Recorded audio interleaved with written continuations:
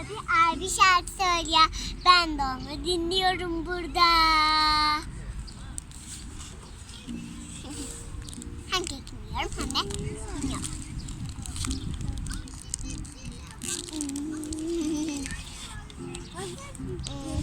Anladım.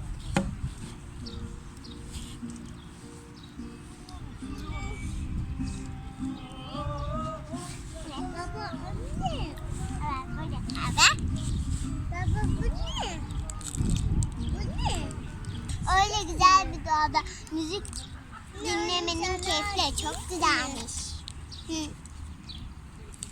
Hani bunu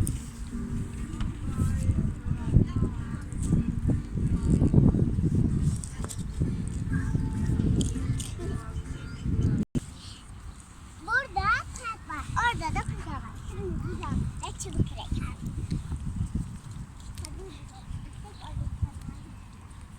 Uzak dur.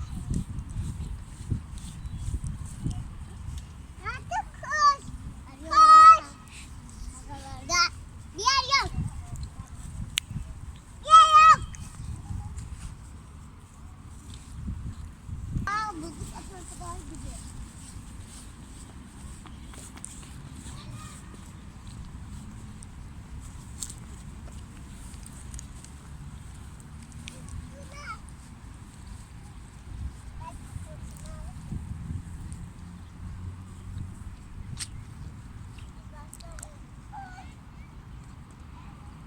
Çok renkli kuşu verecektim ama ben yedim.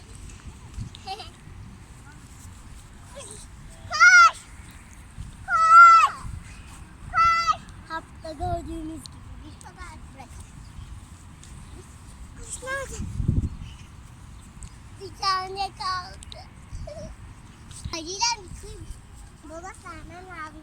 Yoksa bunu da ben yiyeceğim. Yiyince ben yiyeceğim.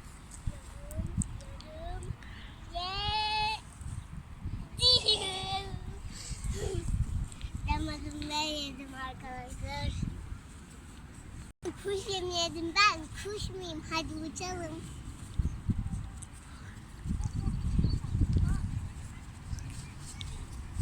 Ben kuş muyum? Ben uçamam. Bir şeyim.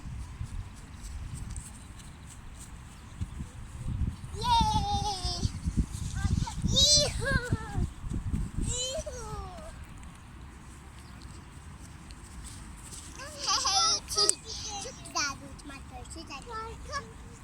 Harika.